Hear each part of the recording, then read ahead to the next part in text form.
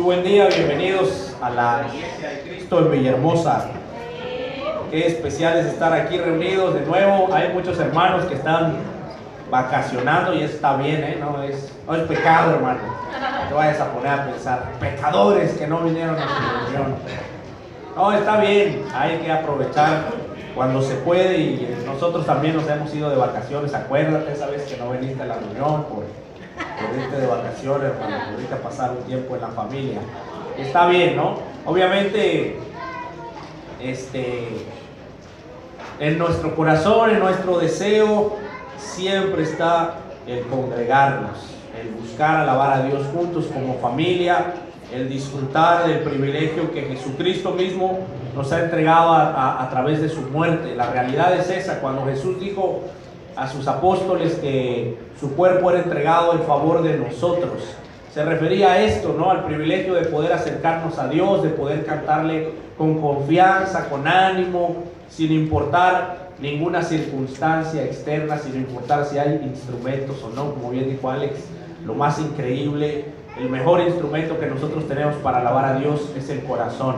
Y un corazón deseoso de hacer su voluntad, no solamente de emoción, porque el corazón puede llenarse de emoción, sentirse feliz, sentirse extasiado, entrar en éxtasis o en catarsis y expresar muchas cosas emocionado, pero lo que le interesa a Dios es un corazón que lo ama todos los días, que busca agradarle, que busca hacer su voluntad, que se emociona, por supuesto que sí. No creo que un corazón que ama a Dios no se emociona cuando le canta, no quiere a veces gritar, no quiere a veces decir cosas extraordinarias, pero el corazón que más le agrada a Dios es el que, aun cuando no está emocionado, aun cuando no está radiante, dice: quiero hacer la voluntad de Dios aunque me cueste trabajo. Así que, hermano, espero que ese sea el corazón que tú tienes para con Dios, y si no, que se vaya puliendo cada día con su palabra. Acompáñame en una oración, por favor. Padre amado, poderoso y santo, muchísimas gracias por el regalo extraordinario de Jesús aquí en la tierra, Señor, de Jesús caminando entre los hombres, de Jesús muriendo, Señor, por nosotros, como un regalo inmerecido en favor de nosotros, como una ofrenda agradable a ti, Señor, donde cumpliste todas tus expectativas de justicia, Señor, donde el pecado quedó anulado, Señor, porque aunque nosotros hemos pecado, alguien ya ha pagado, Señor, por nuestros errores. Y Padre amado, por nada podemos pagar, comprar, compensar, nivelar, Señor, ese sacrificio. Pero Dios amado, si nos mueve, nos llena y queremos hacer tu voluntad por gratitud, Señor. Te oramos que nuestra gratitud cada día crezca, se haga más grande, Señor, que nuestra fe se asiente sobre bases firmes, Señor, y no se mueva aun cuando vengan tiempos de tormenta. Te lo pedimos, te lo oramos. Bendice este mensaje, por favor, en Cristo Jesús. Amén. Bueno, hermano, hay algunas, quiero compartirte hoy. Obviamente todos sabemos, hoy es el domingo de resurrección, efectivamente, y es una celebración. Debe haber un gozo extraordinario en nuestro corazón de saber que Jesucristo, en un día como hoy de hace miles de años, resucitó, se levantó de entre los muertos, no se quedó ahí, hizo lo extraordinario, lo que nadie nunca jamás había hecho. Él había resucitado a otros hombres como Lázaro, y había habido resurrecciones en el Viejo Testamento, por supuesto, pero esas resurrecciones, en primer lugar, pues no habían sido producidas de una forma tan extraordinaria como la de Jesús, y además habían sido para volver a morir, ¿no? Lázaro resucitó, pero volvió a morir. En cambio, la diferencia con Jesús es que resucitó para vivir eternamente. Eso es lo increíble. Nadie más había hecho una declaración así, y eso es lo extraordinario de la fe cristiana.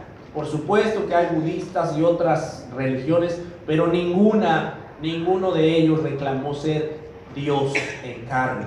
Ninguno de ellos dijo: yo soy. Ninguno de ellos dijo: yo soy la puerta, el camino, la resurrección y la vida. Algunos de ellos decían cómo acercarnos a Dios, formas de agradarle, pero ninguno dijo: yo soy el camino, la verdad y la vida, la resurrección. El que no entra por mí, entonces no entró. Así de fácil. Si no va al Padre por mí, no hay manera de llegar.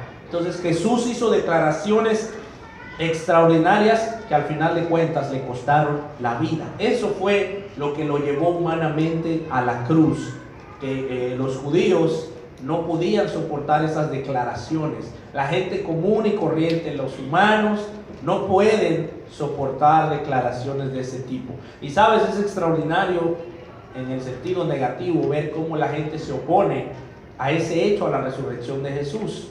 Hay cosas que dan por sentadas, que creemos incluso nosotros, y que tienen mucho menos pruebas y argumentos que la resurrección de Jesús. Hay muchas cosas históricas que nosotros, por ejemplo, todo el mundo ha escuchado de Aristóteles, de Platón, de Sócrates, ¿no? Son filósofos muy conocidos, pero sabes, sus escritos de ellos fueron varios cientos de años después. Los originales que tienen ellos, hay algunos que son 500 o 600 años después de que ellos nacieron, y se dan por originales sin ningún problema. ¿Sabes? Los científicos dicen, eso es de Platón, eso es de Aristóteles, eso es de Sócrates, sin ningún problema. Y nosotros que fuimos a la escuela, los que sí fuimos, que no, pero creemos en eso, ¿no? Decimos, eso lo dijo Platón, ¿no? Yo solo sé que no sé nada. Ah, sí, buena frase, y sabemos quién la dijo. ¿Por qué? Porque está en la historia.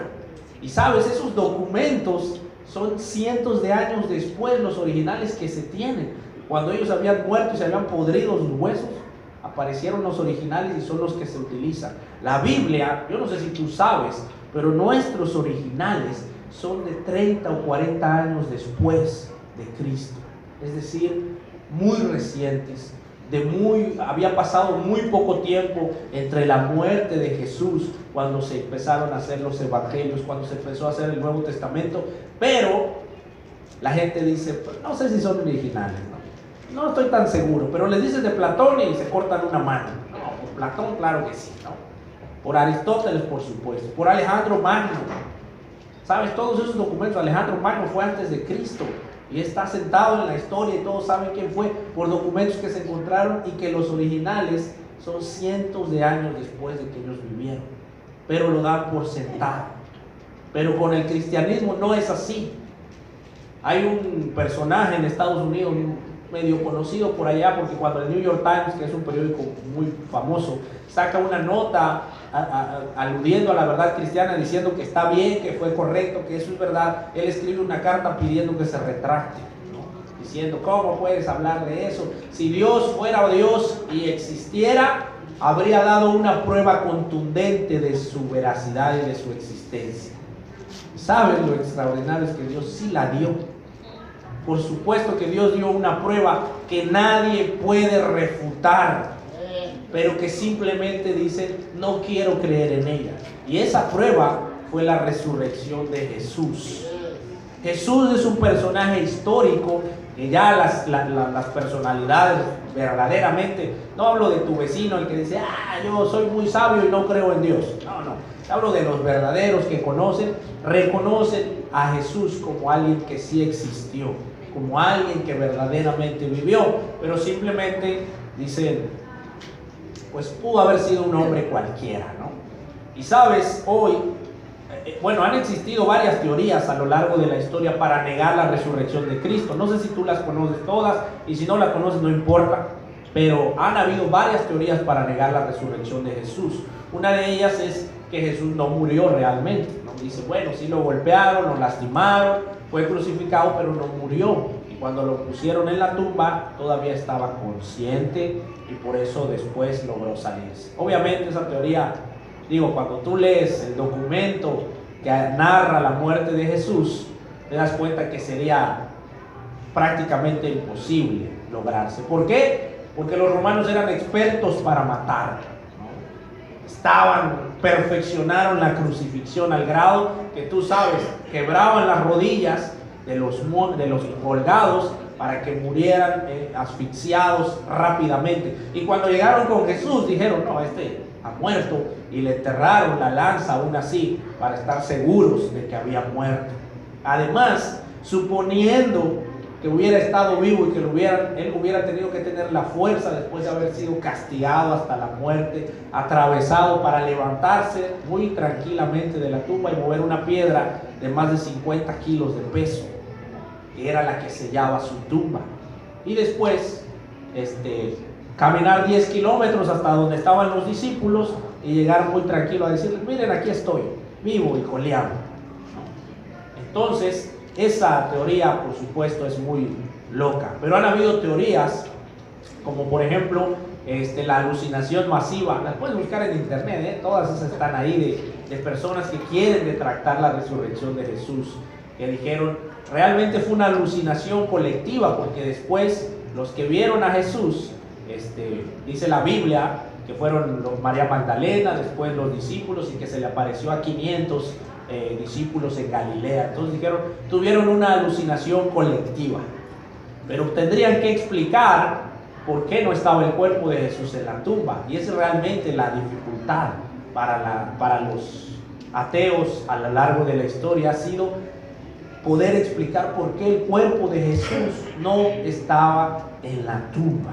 Eso es la prueba más increíble que el cristianismo tiene. Y platicaba con Rodolfo en el camino que decíamos, si había una película por ahí que se llama El Cuerpo, no la he visto todavía, y decíamos, si se encontrara el cuerpo de Jesús, ¿se destruyera la fe cristiana? Por supuesto que sí.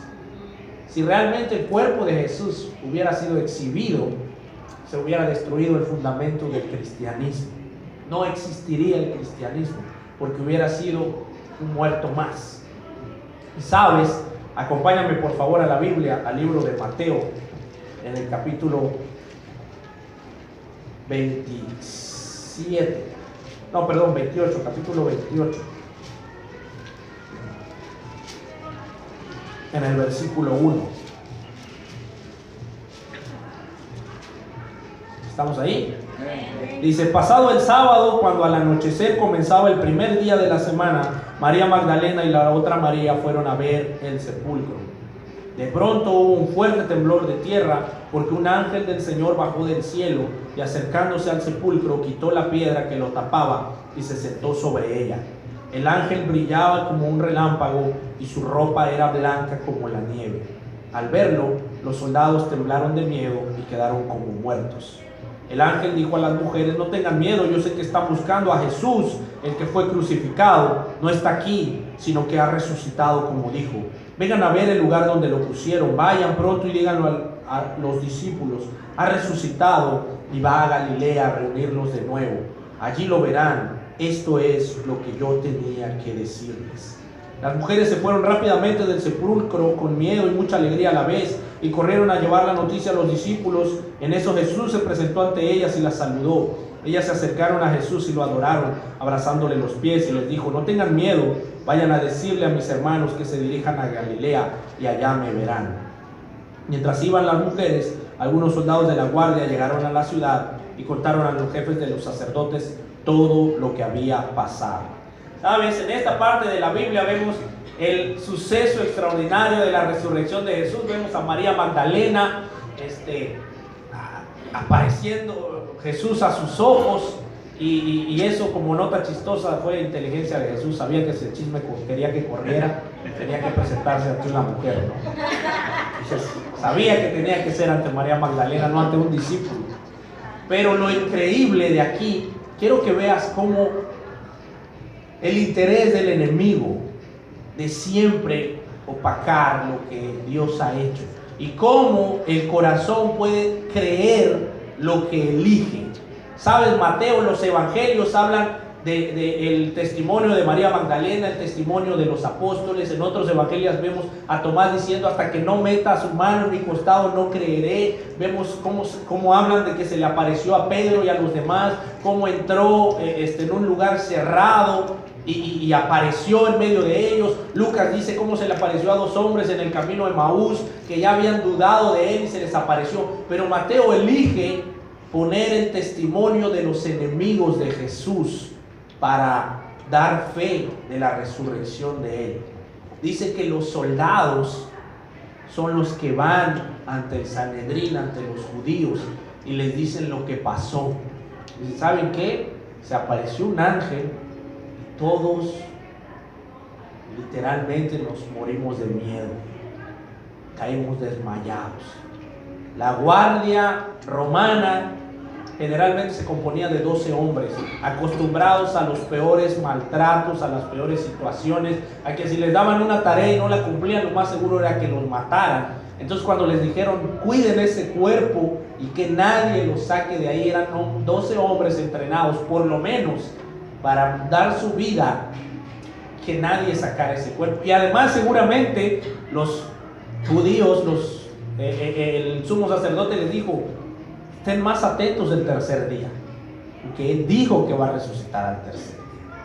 Tal vez el primero no hay problema, o el segundo, pero el tercer día pone especial atención, porque ese día él dijo que va a salir de la tumba, y seguro van a llegar algunos por él a buscarlos. Y cuando vieron al ángel cayeron como muertos. Y sabes, hay muchas cosas especiales en los evangelios. Dice que la ropa de Jesús, pues lo que se había envuelto, estaba ahí bien acomodadito. Es decir, no fue un robo, no salió a las prisas. Tú sabes, cuando alguien se roba algo, sale a las carreras, no vas a decir, espérate, o sea, tiramos esto, arréglalo porque no vaya a venir el dueño y se dé cuenta. No, cuando alguien roba algo, lo hace a las prisas. Y todo lo de Jesús estaba arreglado. Esos detalles. Y los soldados llegaron con los judíos y les dijeron, ¿saben qué pasó esto? Obviamente ellos sabían que no podían inventarse una historia para negar la resurrección de Jesús. No podían decir, fue alucinación, va a ser una alucinación colectiva, o va a ser que Jesús realmente no estaba muerto. Ellos tenían la única posibilidad de negar la resurrección de Jesús, y era decir que el cuerpo había sido robado. Esa es la única explicación que podría decir por qué el cuerpo de Jesús no se encontraba en la tumba. No podían decir, no, tomamos el cuerpo y lo tiramos en la fosa común donde se tiraba a los maleantes, a los que habían sido crucificados. No podían decir eso porque José de Arimatea y Nicodemo dirían, hey, no, nosotros llevamos el cuerpo a enterrarlo a esa tumba. Entonces estaban en un predicamento para poder negar la resurrección. Pero quiero que veas cómo el corazón humano es tan perverso, porque estos hombres eran los encargados de acercar a Dios a las personas. Se suponía que tenían ese papel en su vida, y ellos habían visto a Jesús hacer milagros, y podemos decir, porque tenían el Viejo Testamento, les era complicado creer, y podríamos hasta entender y decir, bueno, estaban peleando según ellos con Dios, por Dios. Después, cuando lo vieron decir que era el Hijo de Dios, pues ellos decían, no puede ser porque Dios está en los cielos y es santísimo, y podríamos entenderlo hasta ahí y decir, ok.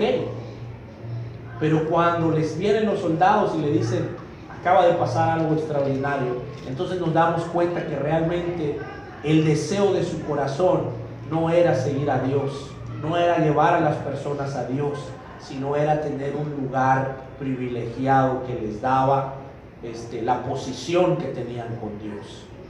¿Sabes? Querían seguir pecando. La Biblia dice que Jesús vino a los suyos y no lo reconocieron porque amaban el pecado. Cuando alguien no reconoce la resurrección de Jesús, no es porque sea un intelectual, no es porque tenga razones genuinas para no creer en Dios, no es porque haya estudiado muchísimo y eso lo haya llevado a la conclusión de que no puede existir un Dios. Es porque ama el pecado, es porque ama comportarse de una forma contraria a Dios. Y estos hombres, cuando se vieron que Jesús había resucitado, que no podían negarlo, decidieron seguir con su trama de vida. Decidieron decir, no podemos decirle a las personas que esto era real.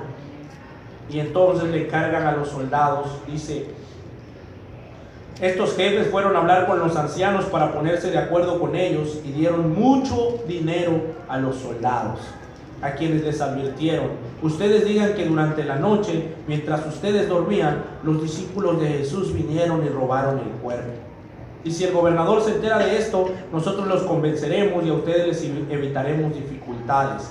Los soldados recibieron el dinero e hicieron lo que se les había dicho, y esta es la explicación que hasta el día de hoy circula entre los judíos. Hasta el día de hoy, los judíos sus jefes, sus sacerdotes les privaron de conocer a Dios en carne, a Dios en vida, dando su vida por ellos, al Mesías que tanto esperaban. ¿Sabes?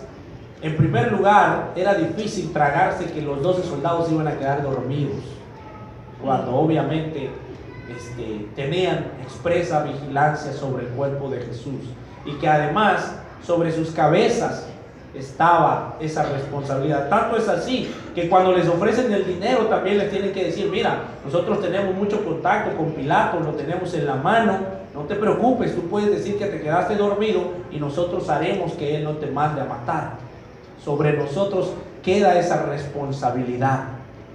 Tú solamente di que estabas dormido y que los discípulos de Jesús llegaron a robarse el cuerpo. ¿Sabes qué extraño que estando dormidos pudieran ver quiénes llegaron a robarse el cuerpo de Jesús? Eso es absurdo también. Tú di que estabas dormido y que los discípulos de Jesús llegaron a robarse el cuerpo. ¿Cómo vas a dar cuenta de quién llegó si estabas dormido? No podrías saber si él salió por su propio pie. Pero tenían, tú sabes, una mentira no se puede ocultar eternamente. Y en el hecho del nacimiento de la mentira, cualquiera pudo haber dicho: ¿y cómo sabes que no salió por su propio pie? Es que yo vi que llegaron a robárselo. Pues no estabas dormido. Hay una paradoja, hay una inconsistencia en su manera de pensar. Pero sabes, la resurrección de Jesús es tan obvia y tan clara que no podía ocultarse de ninguna forma sin tener un error claro, sin tener un error obvio. Cualquiera de las teorías que han surgido de por qué el cuerpo de Jesús no estaba en la tumba han tenido un error grave, catastrófico. Aún si supusieran que los apóstoles llegaron a robarse el cuerpo de Jesús, sería absurdo después creer que iban a dar su vida por esa verdad. Sería absurdo decir: yo creo en un Dios que acaba de resucitar, y sabiendo que no es así, voy a morir por Él. Sería muy distinto si los apóstoles con esa verdad hubieran alcanzado el lugar de los del Sanedrín, de los maestros de la ley, que hubieran tenido la posición que tenían ellos. Si esa verdad los hubiera llevado a tener esa posición, entonces podremos decir: tenían una otra intención y podrían llevarse a cabo el robo del cuerpo de Cristo. Pero sabes, lo único que les provocó el ser fieles a esa verdad de la resurrección fue castigo, fue la muerte, fue vivir todo su tiempo huyendo, fue vivir como proscritos, fue vivir en la miseria, fue vivir dando su vida sirviéndole a los demás. Yo no creo que ninguno de nosotros pudiera vivir con una mentira así. El mormonismo surgió de un hombre que se llamaba Joseph Smith, y según él y otros 11, el ángel Moroni se les apareció y les entregó nuevas tablas de la ley, y surgió la religión mormona. Y cuando empezó la persecución, cuando empezó la dificultad para ver si era verdad, 10 de esos 12 hombres dijeron: era mentira, no es cierto, no se nos apareció ningún ángel, estábamos blofeando para hacer una nueva religión y obtener dinero. El único que se mantuvo fiel hasta la muerte a esa visión fue Joseph Smith. Pero sabes, Joseph Smith tuvo muchísimas mujeres y tuvo muchísimo dinero gracias a esa declaración. Obviamente podemos entender que un hombre pueda soportar una mentira cuando obtiene un beneficio económico y social, pero cuando 12 hombres lo que obtienen es cruz, sangre, muerte, por decir que Jesús había resucitado, es la prueba más clara de la resurrección de Cristo. Hermano, el que estos soldados hayan ido y hayan expresado y después hayan regresado con un cuento así de: nos quedamos dormidos, nos robaron el cuerpo, sin golpearlos, sin matarlos, no escucharon que una piedra de 50 kilos se movía, no vieron a un hombre moribundo salir de ahí todo dolido. No pasó nada. Eso es absurdo. Pero la gente, quienes aman el pecado, eligen creer cualquier teoría, cualquier situación que los lleve a pensar: Jesús no existió, Jesús no vivió, Jesús no murió y Jesús no resucitó. Hermano, siéntete feliz de que la base de nuestro cristianismo es una verdad que nadie puede negar: la resurrección de Jesús. Qué increíble que esa resurrección además nos da promesas increíbles, porque la Biblia nos dice claramente que así como Jesús murió y resucitó, nosotros habremos de morir y un día nuestro cuerpo mortal se va a levantar de la tumba. Ante eso, lo único que nos queda a nosotros es expresar: aleluya, gloria a Dios, que vamos un día a vernos de nuevo. Que a los que vemos enfermos y padeciendo cosas aquí en la tierra, un día nos vamos a ver allá saludables totalmente. A los hermanos que vemos que tienen un problema físico, que no pueden caminar, que allá van a correr y no sé, tal vez hasta volar. Y que vamos a decir: wow, qué increíble que nos mantuvimos en esa fe. Que creímos que Jesús, que Dios puede levantar de los muertos. Eso es la fe. Cuando Pablo se presenta ante los emperadores a decirle, le dicen: me creen loco porque creo en la resurrección de los muertos. Hermano, que nos crean locos por creer en la resurrección de los muertos, porque puedes decirle a la gente abiertamente: un día yo voy a resucitar, un día voy a salir de la tumba. ¿Sabes cómo se oye eso? Absurdo, ridículo, tonto. Que tú le digas a alguien: estoy pensando cómo va a ser mi cuerpo cuando vuelva yo a nacer. Imagínate que un día estés tomándote un café y te estás pensando en la inmortalidad del cangrejo. No, estoy pensando cómo va a ser mi cuerpo cuando resucite. Estoy pensando qué cosas voy a hacer. Estoy pensando cómo voy a hacer, en qué lugar me va a dar Jesús. No sé si me va a poner a servir el café o me va a sentar a su lado.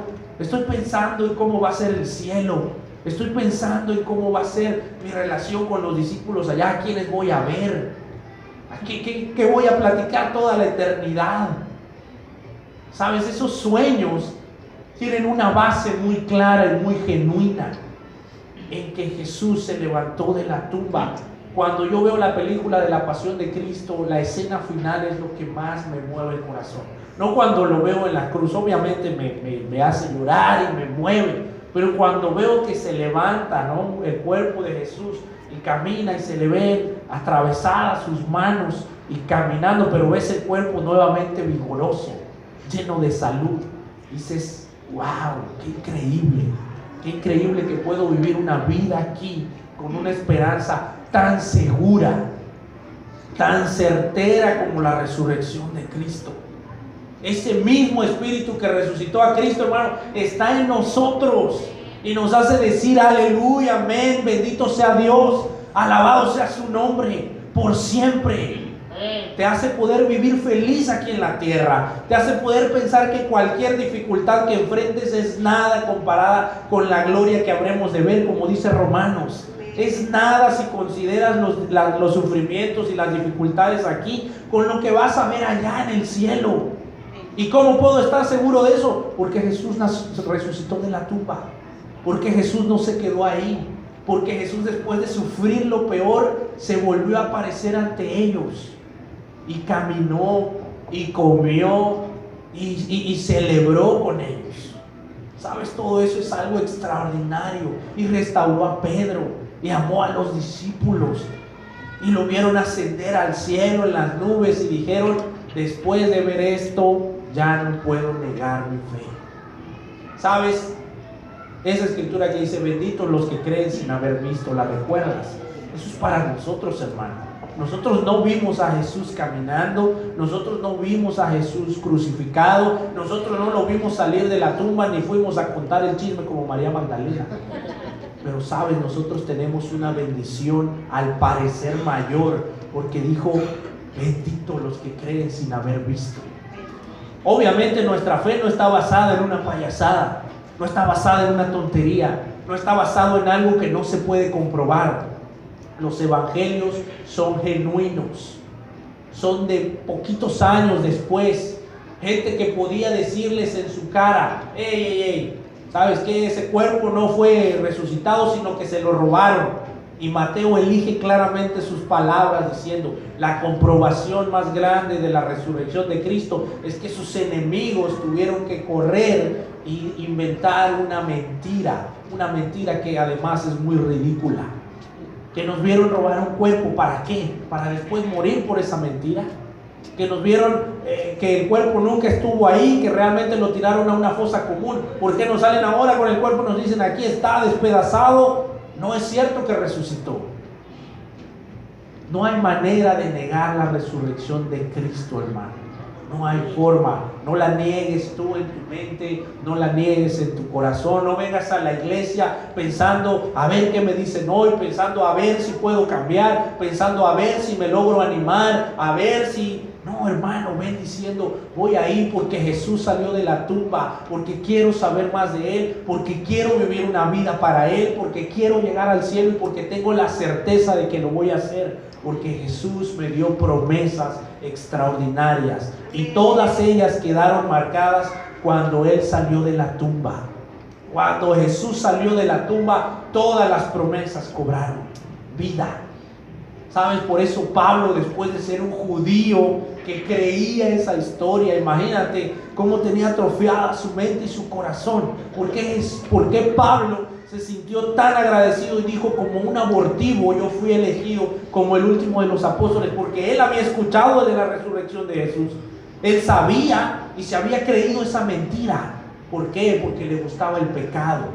No el pecado de la inmoralidad, no el pecado del odio. Pablo se regocijaba en el castigo a los demás y disfrutaba vivir eso. Disfrutaba la posición que le había dado el judaísmo. Y cuando Jesús, por misericordia, como él mismo dice, se le aparece y le dice, mira que todo eso que era verdad, él se da cuenta de los argumentos y dice, qué estúpido fui. Qué tonto fui al creer todo ese tiempo una mentira de que no había resucitado, cuando la realidad era obvia. Cuando yo vi morir a Esteban apedreado y diciendo perdónalos. Cuando yo vi lo que Jesucristo hace en un corazón verdadero, en un corazón de un discípulo real. Eso es lo que nosotros tenemos que hacer, hermano. Abrazar esa verdad de la resurrección de Cristo y decirle, Señor, muchísimas gracias por haber salido a mi encuentro, por habérteme presentado de alguna manera, por haber creído aún en mi arrogancia, por haber creído aún en mi odio, por haber creído aún en mi inmundicia, por haber creído aún en mi inmoralidad, por haber creído aún en mi arrogancia, en la forma que Jesús se te haya presentado, que digas gracias porque puedo creer en la resurrección. Y porque la resurrección es la base de la fe, hermano. Si tú no crees en la resurrección de los muertos, entonces no crees en nada. Tú puedes decir, Jesús me perdonó mis pecados, murió en la cruz y lo acepto. Pero si tú no crees que se levantó de los muertos y no crees que un día te vas a levantar de los muertos, entonces no crees nada. Entonces tu fe no sirve. Entonces solamente te vas a pasar a decirle a las personas, eres perdonado, y eso es bueno y es real. Pero ¿perdonado para qué? Para vivir eternamente. Eres perdonado para vivir eternamente. Hermano, vamos a disfrutar, vamos a celebrar, vamos a decirle a Jesús que Él es el Rey de Reyes, el Señor de Señores, porque se levantó de los muertos, porque nos da a nosotros esa misma posibilidad, esa misma esperanza, esa misma certeza. Qué Dios tan increíble tenemos, que nos pudo haber manejado de muchas formas, nos pudo haber impuesto su amor, pero decidió regalárnoslo en Cristo Jesús. Hermano, aférrate a la fe, aférrate a la muerte y la resurrección de Cristo, compártesela a las demás personas, chisméale así como María Magdalena.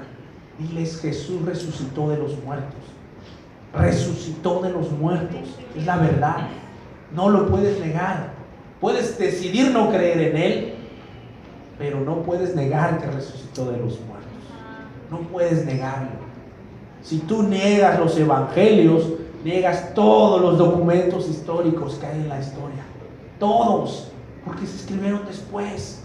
Porque todo se basa en eso.